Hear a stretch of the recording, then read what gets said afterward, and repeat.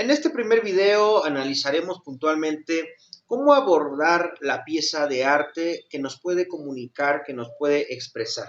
En estos videos nosotros no pretendemos, por supuesto, entregar credenciales sobre lo que es o no es arte, lo que es o no es artístico. Eso se le queda a usted en su buen criterio, en su buen juicio y sobre todo también, ¿por qué no decirlo?, en su muy individual subjetividad. Pero en esta ocasión, de lo que nos vamos a encargar nosotros es de analizar la pieza icónica. ¿Qué es la pieza icónica para poder comenzar con este pequeño video? La pieza icónica es toda pieza artística que tiene un lenguaje figurativo. Es decir, ¿toda pieza de arte es pieza icónica? No necesariamente. ¿Por qué? Porque no toda pieza artística es arte en realidad. Es decir, dentro del arte hay definiciones. El arte es polisémico, el arte deviene en muchas significaciones, en muchas definiciones. De hecho, la definición que pueda tener un chino, un europeo y un mexicano sobre arte es cambiante. Las definiciones entre nosotros tres serán muy distintas posiblemente, porque primero, el chino está en un contexto asiático, bajo una cultura oriental, el europeo está bajo una cultura del viejo continente y nosotros estamos bajo una cultura de América Latina específicamente.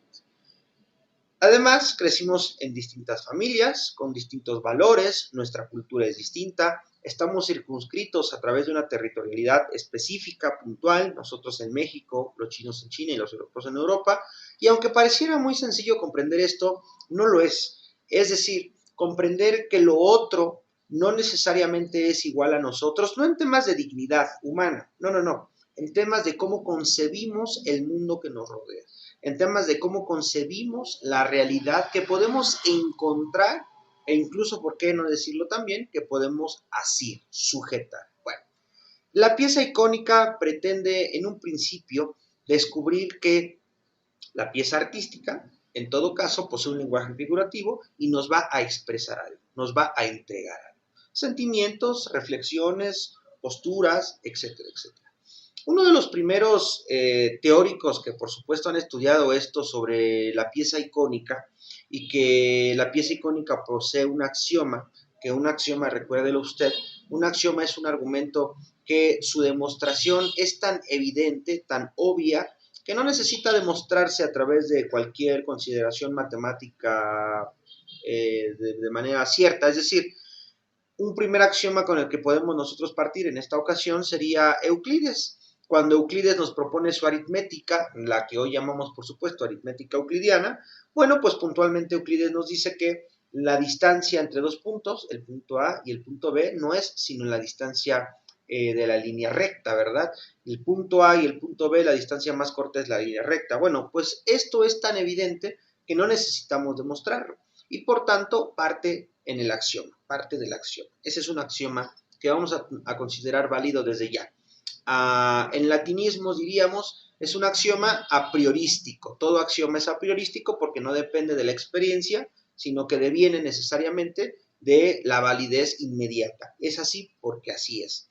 Bueno, el lenguaje figurativo está dentro de la pieza icónica está referenciada directamente con la pieza artística y el lenguaje figurativo nos va a servir, por supuesto, para el estudio de la propia obra. Esto a través del análisis de la historia del arte, por supuesto, a través de sus textos y sus contextos. ¿Por qué es importante saber el texto y el contexto? Porque no es lo mismo que estudiemos única y exclusivamente lo que el autor pensaba y la realización del autor con respecto a su propia obra, que estudiemos el contexto exterior al propio autor. ¿Qué pasaba en ese momento en el país del autor?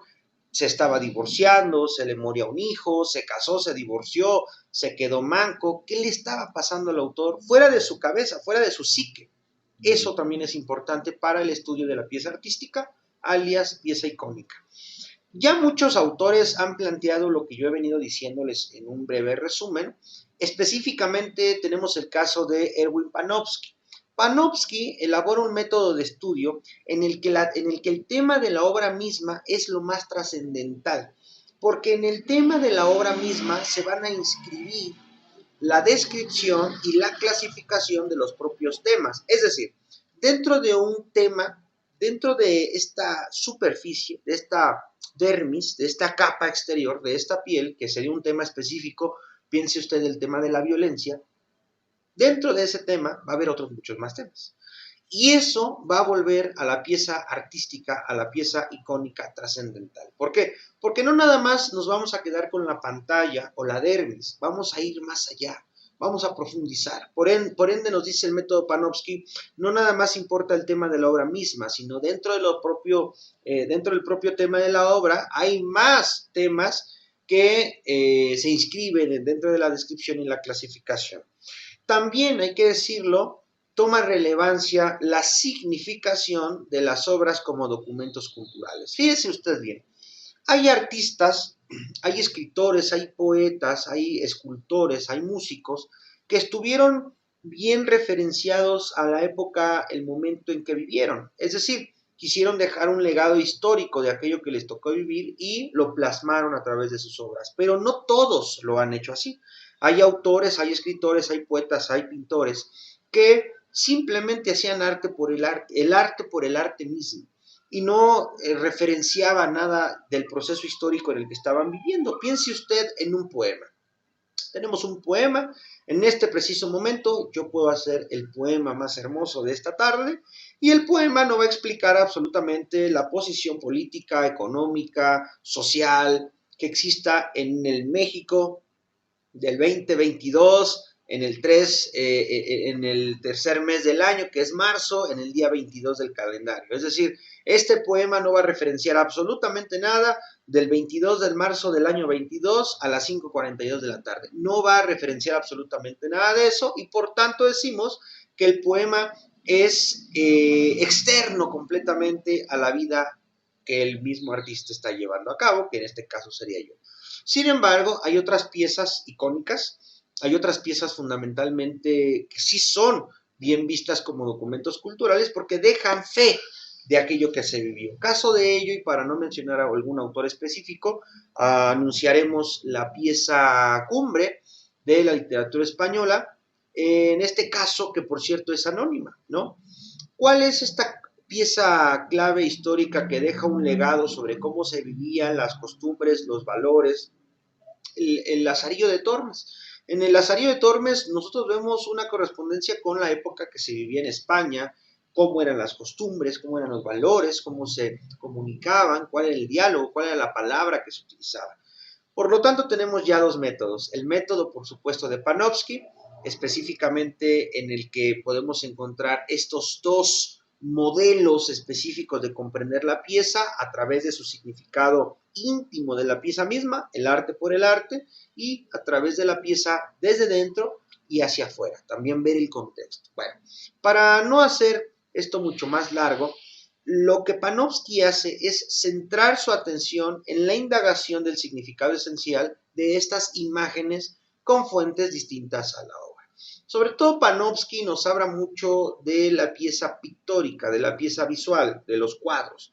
En este sentido, Panofsky ha planteado el método iconológico. Al final, el método iconológico propone de hecho tres niveles de significado en la imagen visual. No olvidemos que nosotros somos humanos videntes, humanos que ven, videns en todo caso. El primer nivel que propone Panofsky es el nivel pre-iconográfico. Ya usted sabrá seguramente que el segundo es el meramente iconográfico y el tercero es al que vamos a denominar como iconológico o iconografía.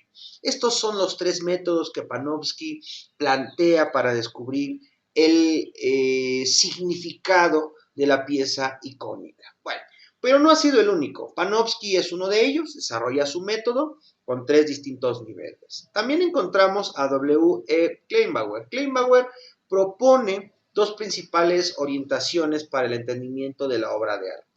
El primero, y esto nos va a sonar mucho más nuestro, mucho más cercano a nosotros, es la perspectiva intrínseca y la segunda, por supuesto, la extrínseca.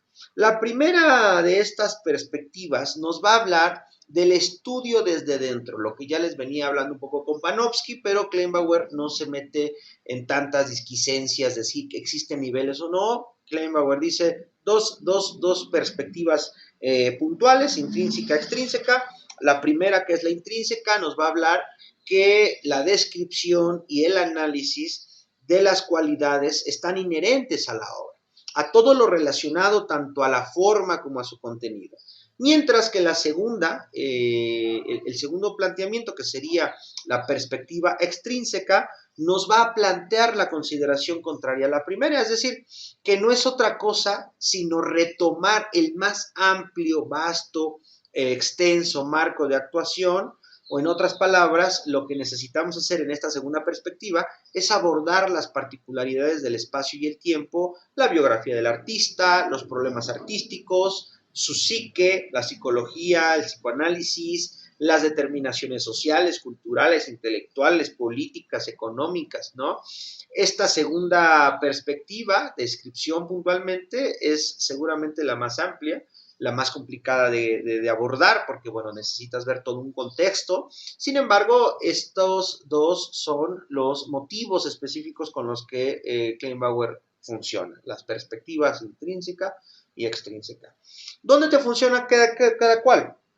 La perspectiva intrínseca te funciona sobre todo cuando tienes una obra desapegada de la realidad social. Es decir, con el ejemplo del poema, ¿cómo analizarían ustedes una obra pictórica? Bueno, es una obra que no refiere absolutamente nada de la sociedad, lo analizas desde el punto de vista intrínseco, porque todo lo que existe en la obra está dentro de la obra misma.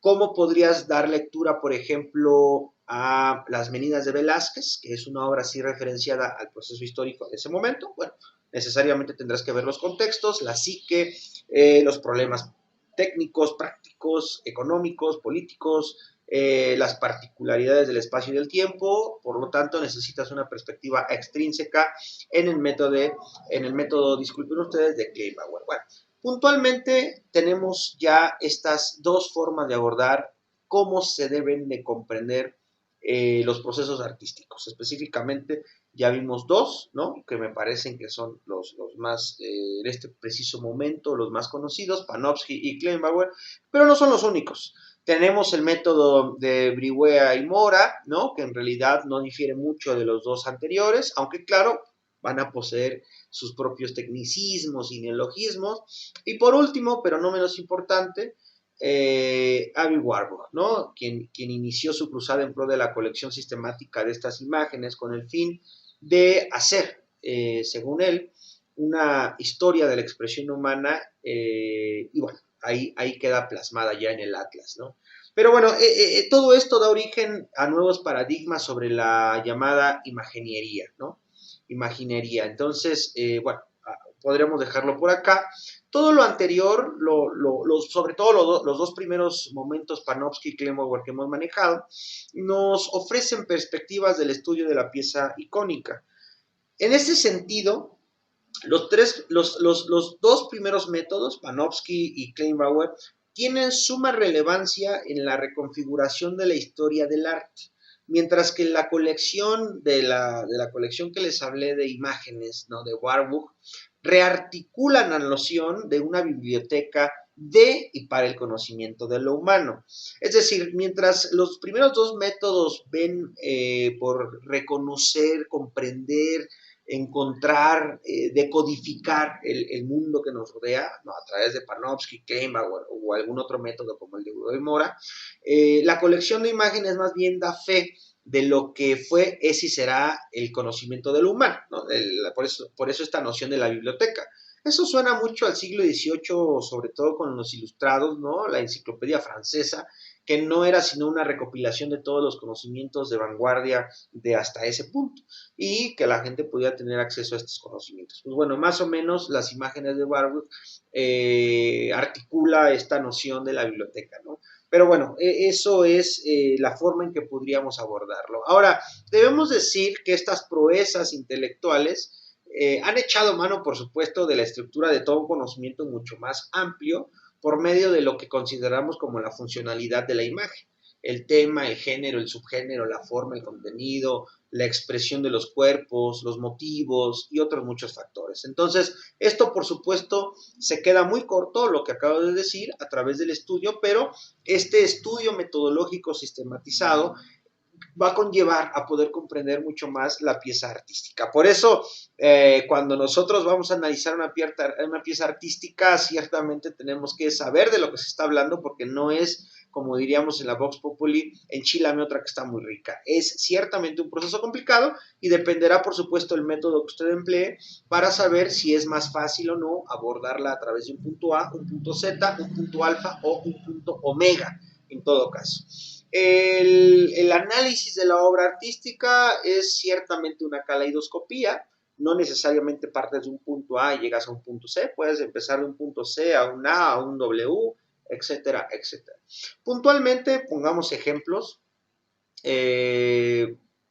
ver qué sucede. Bueno, en el siglo XVII, en la pintura, ¿qué es lo que vemos, por ejemplo? Bueno, la pintura del siglo XVII va a poner énfasis, esto es como un resumen de un siglo XVII, digo, va a ser un resumen muy conciso, pero la pintura del siglo XVII va a poner énfasis en la luz y el color. Es decir, pone énfasis en la luz y el color a la vez que muestra desdén por la armonización sencilla y esta preferencia por las composiciones más complicadas. No es precisamente una continuación del estilo manierista, ¿no? En el siglo XVII las obras más bien denotan movimientos, espacios y figuras. Por eso la idea del juego de la luz y el color, ¿no? La idea central durante este siglo va a ser comunicar la vida a cualquier cosa, es decir, viveza, frondosidad a cualquier cosa para mostrarlo como intenso, como gozoso, como vívido. La creación en el siglo XVII va y debe infundir una tumultuosa energía para crear esta pompa, este esplendor, este brío. Además, por supuesto, en este momento se van a mejorar las perspectivas aéreas, ampliando el espectro de profundidad de la obra. De hecho, por eso decía yo que con Velázquez encontramos un juego específicamente de tonos fríos. Cuando yo propuse el ejemplo de las meninas de Velázquez no era por otra razón, sino porque sabía que íbamos a llegar a este ejemplo del siglo XVII.